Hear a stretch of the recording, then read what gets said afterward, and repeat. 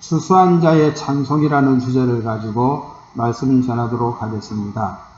우리 인간은 하나님의 형상으로 지음받았기 때문에 본능적으로 하나님을 찾게 되어 있습니다.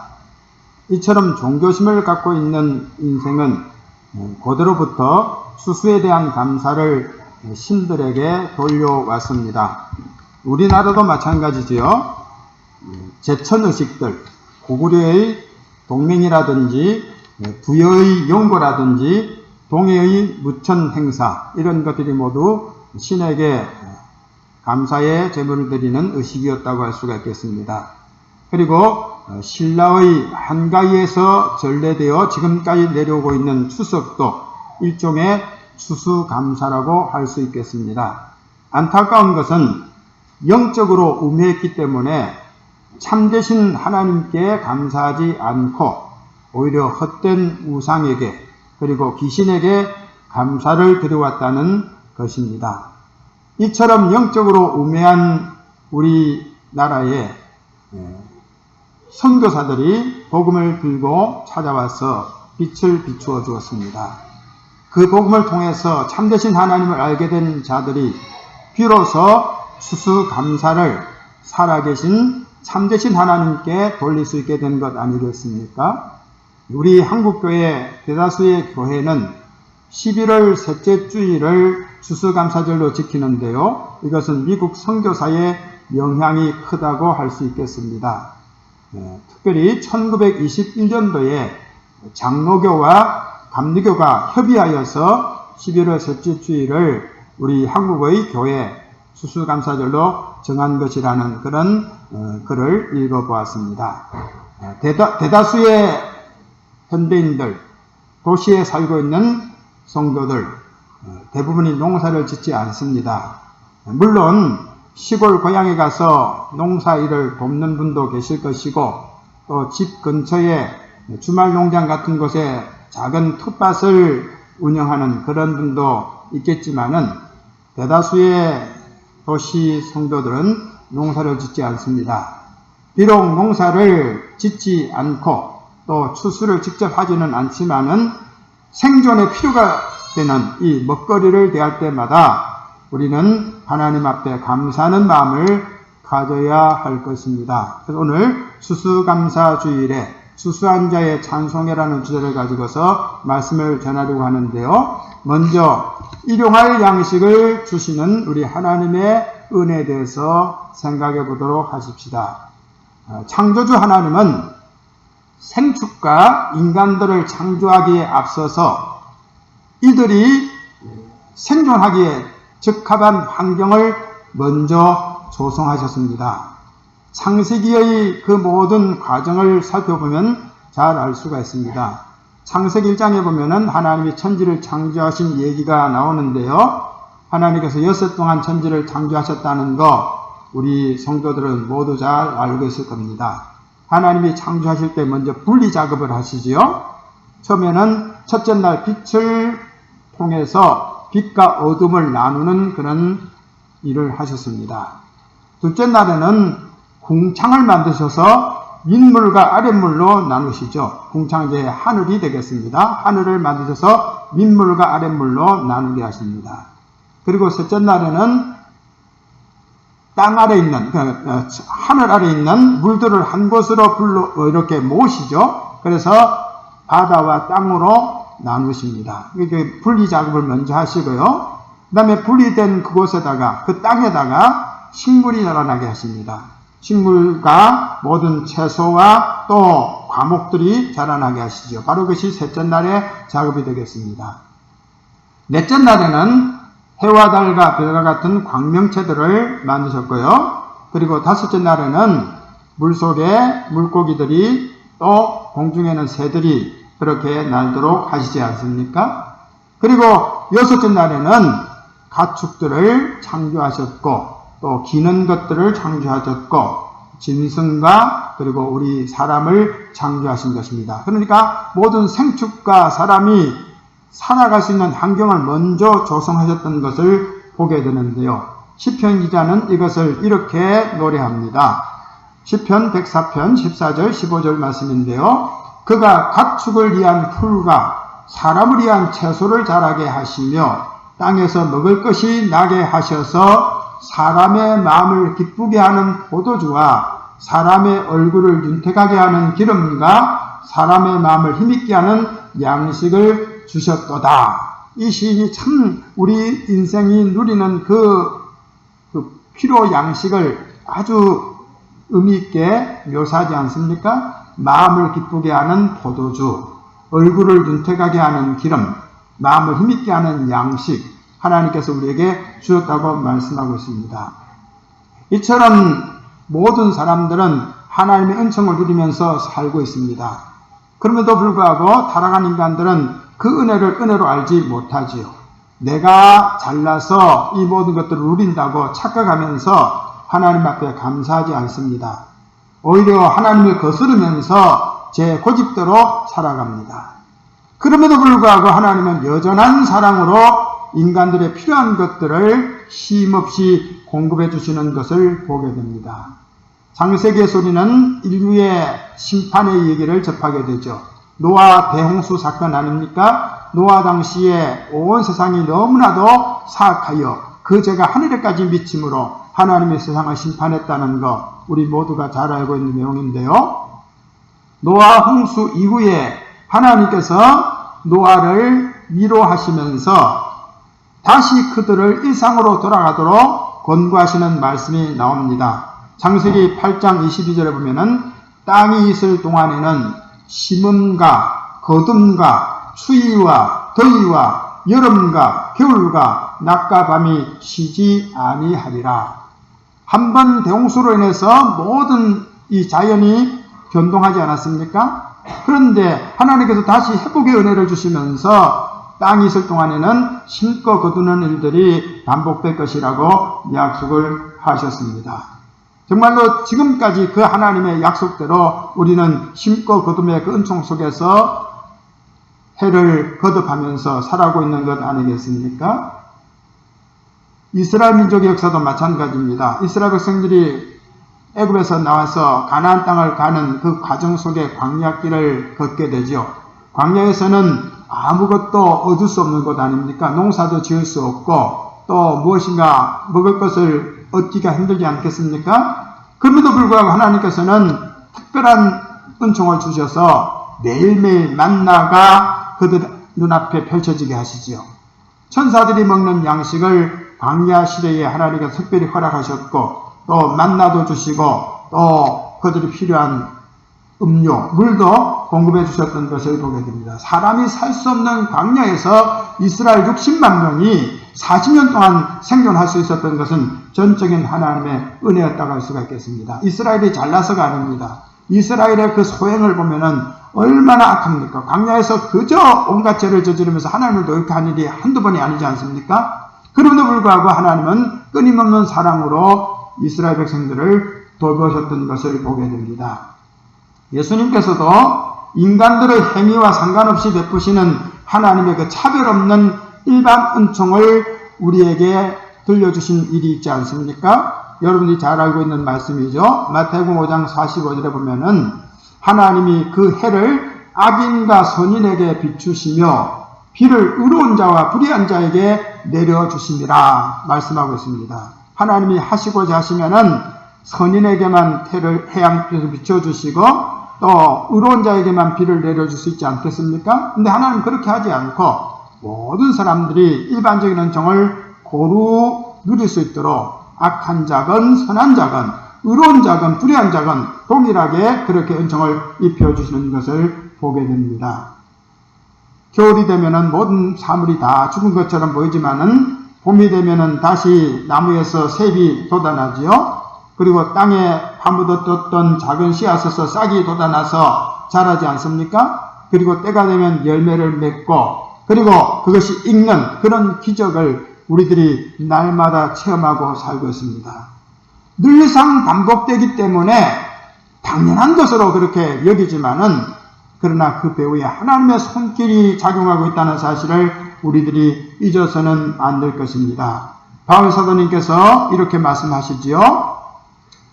자기를 증언하지 아니하신 것이 아니니 곧 여러분에게 하늘로부터 비를 내리시며 결실기를 주시는 선한 일을 하사 음식과 기쁨으로 여러분의 마음에 만족하게 하셨느니라. 하나님이 안 계신 것 같이 보일지 모르지만은 하나님은 자연계를 통해서 자기를 증언하고 있다고 바울사도님이 말씀을 했습니다. 하나님의 살아계심을 우리들이 이 자연의 현상을 통해서 깨달아야 됩니다. 그것이 바로 일반 은총, 자연적인 계시라고 그렇게 말하지 않습니까? 하늘이 하나님의 영광을 선포하고 궁창이 그 손으로 하신 일을 나타낸다고 말씀했는데, 그래서 하나님의 그 보이지 않는 능력과 신성이 그가 만드신 만물을 통해서 분명히 우리에게 보여준다고 했는데, 바울 사도님은 특별히 이 농사인 하늘에서 비가 내리고 결실기가 되어서 그 선한 열매를 먹는 이 과정을 통해서 우리에게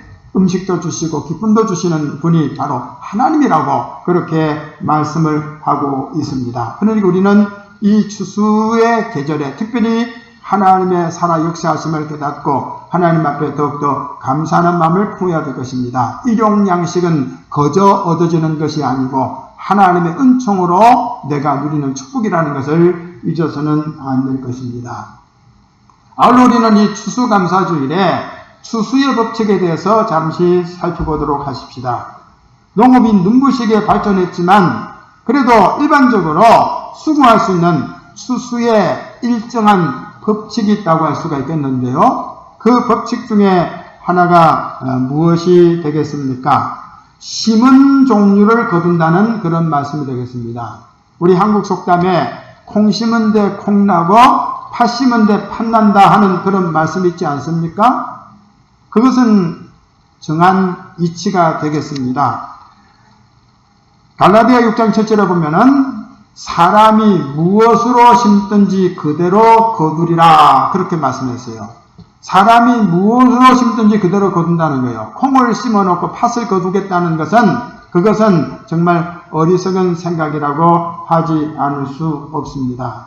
하나님께서는 모든 만물을 창조하실 때에 종류별로 창조하셨다고 말씀을 하고 있습니다. 진화론자와는 달리 성경, 창조론을 주장하는 우리 성경은 모든 것이 종류대로 되어져 있다고 말씀하고 있습니다. 진화의 과정을 거쳐서가 아니고 처음부터 하나님이 종류대로 지으셨다고 말씀하고 있죠. 창세기 1장 11절 12절에 보면은 땅에 풀과 씨 맺는 채소와 각기 종류대로 씨 가진 열매 맺는 나무를 내라 하시니 그대로 되어 땅이 풀과 각기 종류대로 씨 맺는 채소와 각기 종류대로 씨 가진 열매 맺는 나무를 내니 하나님 보시기에 좋았더라. 이 각기 종류대라는 말씀이 계속 반복되고 있어요. 그러니까 하나님의 계획 속에서 우주가 창조되었는데 모든 것들은 하나님께서 각기 종류별로 그렇게 창조했다는 것을 보여주고 있습니다. 예수님께서도 이렇게 말씀을 합니다.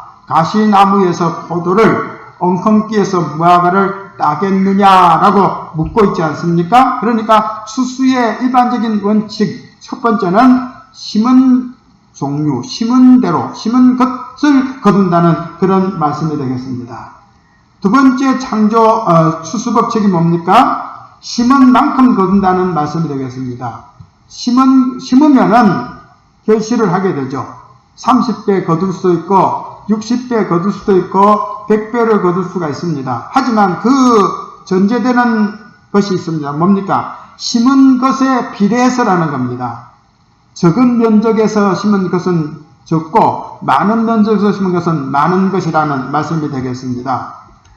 고린도후서 9장 6절에 말씀하고 있지 않습니까? 적게 심는 자는 적게 거두고 많이 심는 자는 많이 거둔다 이렇게 말씀을 하고 있습니다. 적게 심으면 적게 거두고 많이 심으면 많이 거둔다 그렇게 말씀을 하고 있습니다. 그리고 세 번째 추수의 법칙이 뭡니까? 때가 되어야만이 거둔다는 말씀이 되겠습니다. 물론 그 때는 종류마다 각기 다릅니다.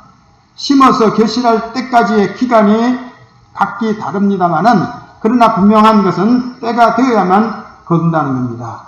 단기간에 수확할 수 있는 채소류가 있는가 하면은 몇 년 혹은 몇십 년을 갖고야만이 제대로 열매를 거두는 그런 과목들도 있지 않습니까?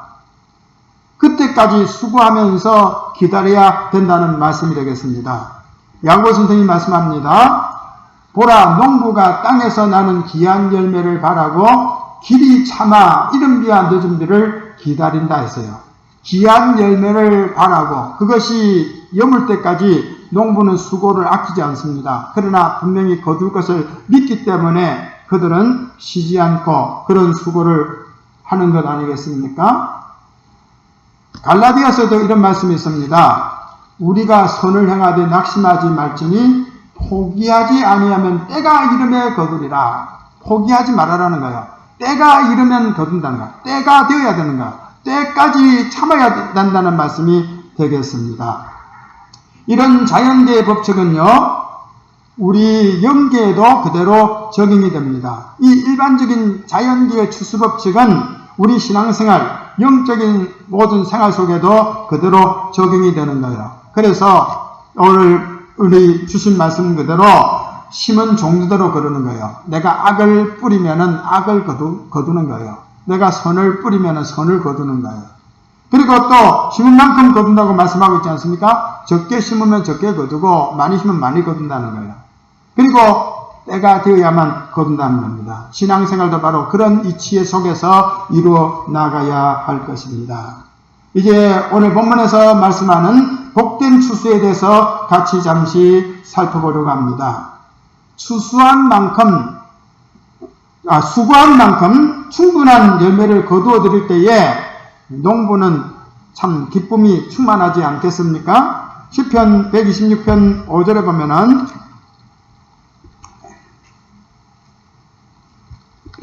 눈물을 흘리며 씨를 뿌리는 자는 기쁨으로 거둔다는 말씀이 있습니다. 눈물을 흘리면서 씨를 뿌리는 거, 이 농부의 수고지요. 이런 수고가 있는 사람이 기쁨으로 단을 거두는 것을 보게 됩니다. 그런데요, 땀을 흘려 수고했음에도 불구하고 충분한 결실을 얻지 못하는 경우들도 있습니다.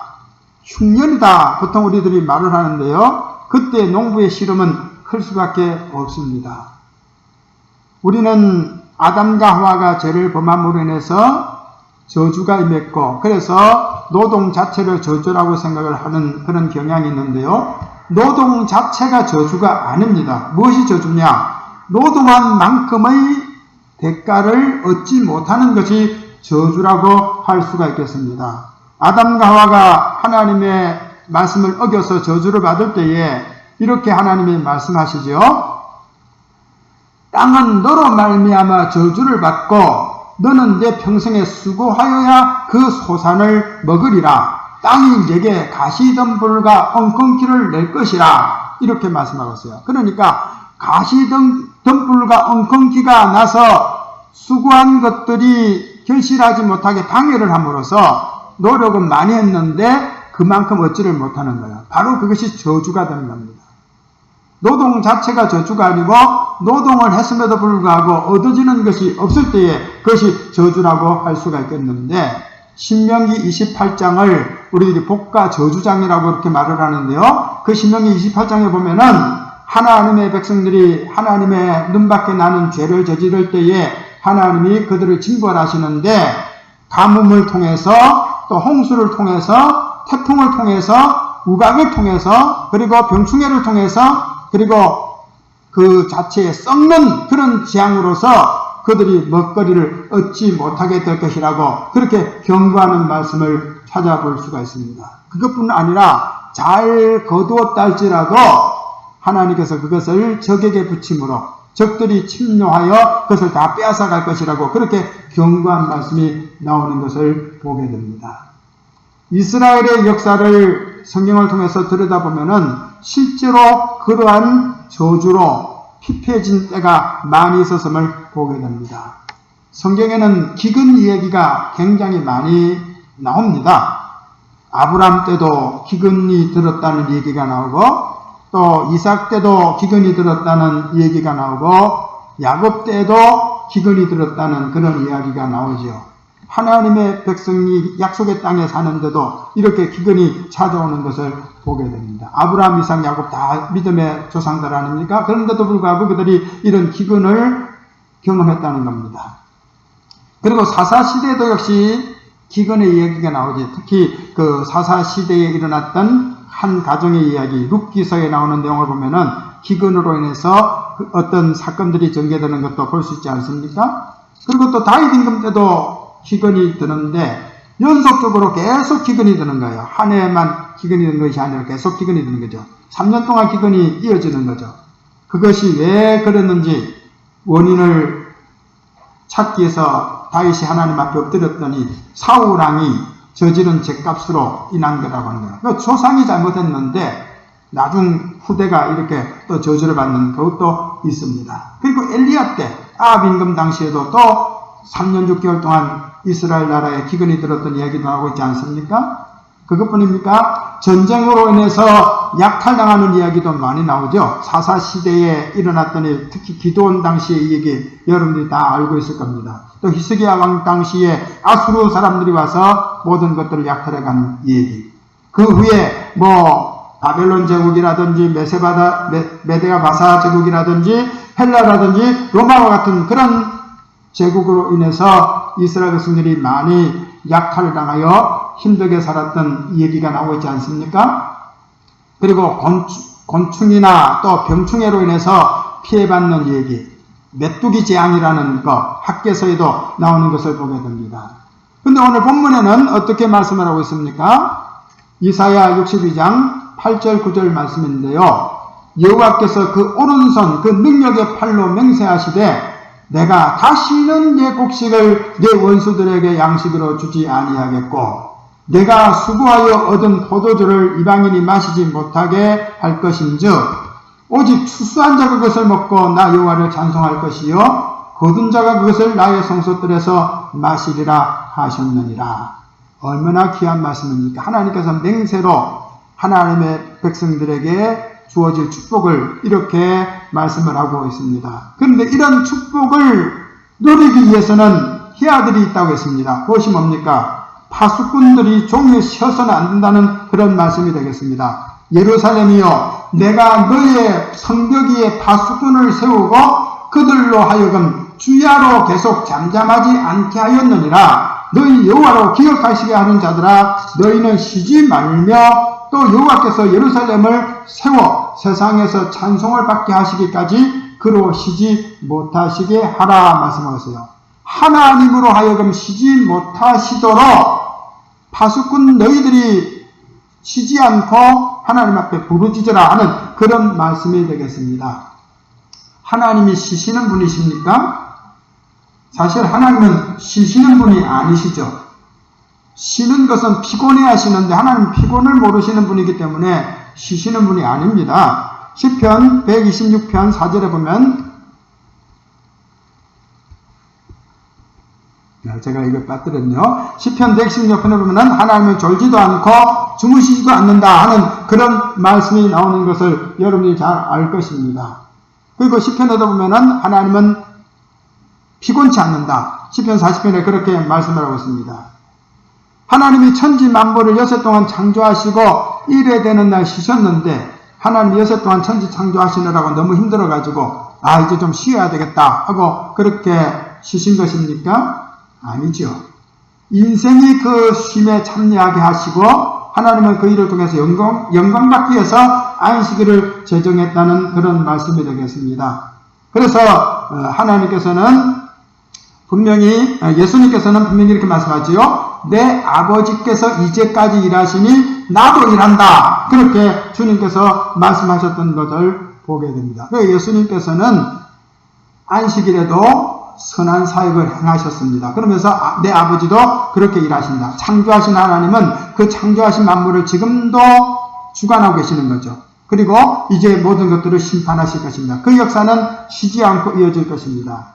그럼에도 불구하고 하나님께서는 파수꾼들을 통해서 나를 쉬지 못하게 하라 이렇게 말씀을 하고 있습니다.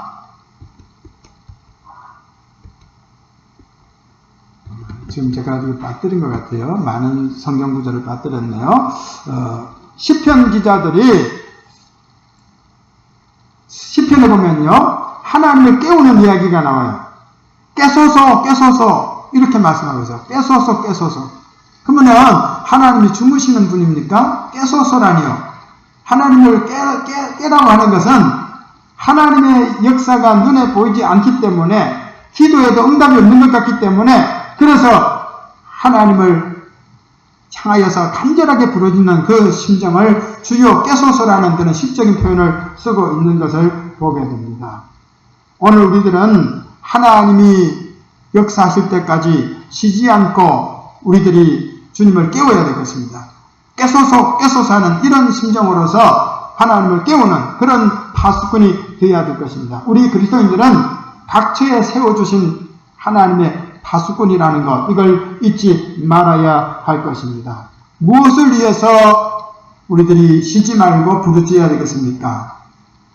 하나님의 영광을 위해서입니다. 그리고 교회의 영광을 위해서입니다. 오늘 본 말씀 7절에 보면은 여호와께서 예루살렘을 세워 세상에서 찬송을 받게 하시기까지 그로 쉬지 못하시게 하라.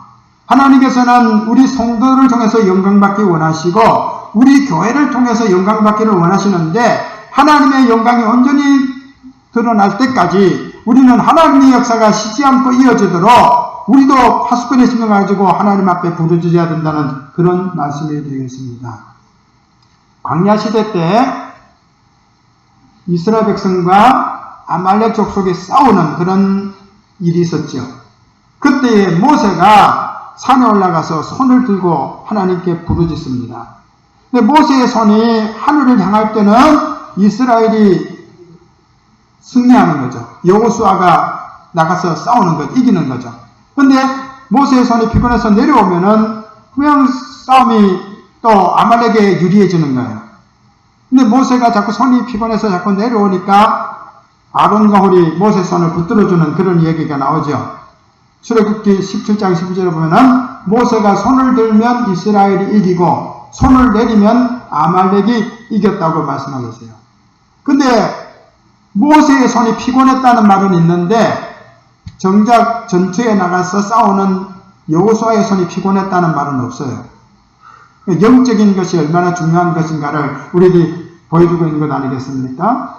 하나님께서 계속 역사할 수 있도록 우리는 기도의 손을 들어야 될 것입니다. 그리고 기도의 손을 들 수 있도록 옆에서 같이 지원을 해줘야 될 것입니다. 쉬지 않게 하라는 그 말씀을 여러분이 깊이 생각해 볼 필요가 있겠습니다. 예수님의 이야기 속에 나오는 한 장면입니다. 과부가 억울한 일이 있어가지고 재판장에게 도움을 청하지요. 그런데 재판장이 들은 척도 안 하는 겁니다. 거만한 재판장이 과부의 말을 무시하는 거죠. 근데 이 과부가 쉬지 않고 와서 도움을 청하는 겁니다. 내 원한을 풀어주십시오. 내 원한을 풀어주십시오.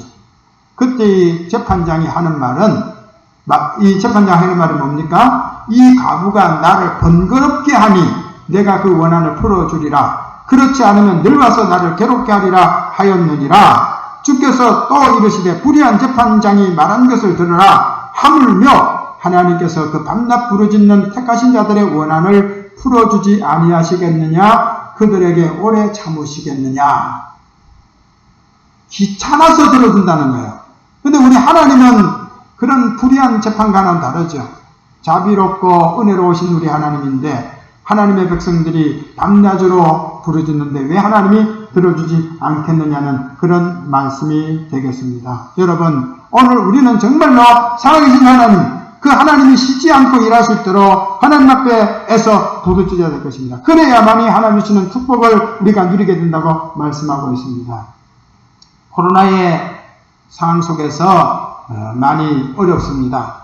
일용할 양식, 그런 가운데서도 우리들이 대할 수 있다는 것 감사하지 않을 수 없습니다. 바울 사도님께서 디모데에게 편지하면서 이런 말씀합니다. 우리가 먹을 것과 입을 것이 있은즉 족한 줄로 알 것이라. 여러분들에게 먹을 것이 있지 않습니까? 여러분들 지금 입을 것이 있지 않습니까? 그럴진데 감사하는 마음을 가지시기 바랍니다. 하나님 감사합니다. 이 코로나 시대에도 그래도 일용양식 떨어지지 않고 먹고 또 헐벗지 않고 살게 하심을 감사드립니다. 그렇게 고백해야 될 것입니다. 그리고 이 세대에 살면서 부한자들과 비교하면서 위축되거나 혹은 또 생활의 염려로 우리의 마음이 둔해지지 않도록 조심해야 될 것입니다. 예수님께서 말씀했습니다. 너희는 스스로 조심하라. 그렇지 않으면 방탕함과 술 취함과 생활의 염려로 마음이 둔하여지고 뜻밖의 그날이 덫과 같이 너희에게 임하리라. 그날은 예수님의 재림을 의미하는데요. 주님의 재림의 날이 덫처럼 임하지 않도록 조심하라는 겁니다. 방탕함과 술 취함으로 이렇게 향락주의에 빠져서 그날을 맞는 일도 없어야 될 뿐 아니라 생활의 염려로 마음이 둔해지지 않도록 조심하라고 그렇게 말씀하고 있습니다. 신실하신 하나님께서 심은 대로 거두게 하실 것입니다. 내가 심으면 거두게 됩니다. 혹시 내가 거두지 못한다면 내 자녀들이 거두게 될 것입니다. 의인의 자손이 걸식하는 것을 보지 못했다고 말씀하고 있는데 내 생활이 윤택하고 내 생활이 형통할 때에 내가 잘나서가 아니라 내 부모님들이 또 우리 주변에 누군가가 나를 위해서 기도해주고 또 나를 위해서 이렇게 격려해 주었기 때문이라는 것을 알고서 겸손한 마음으로 대하면서 감사해야 될 것입니다. 혹시 힘든 상황에 머물러 있습니까? 낙심하지 말고 선하신 하나님께서 합력하여 서로 누리게 한다는 그 약속을 믿고서 낙심 말고 하나님 앞에 부르짖는 삶을 계속하는 우리 모든 성도들이 되어야 되겠습니다. 찬송하면서 예비하신 헌금 드립니다.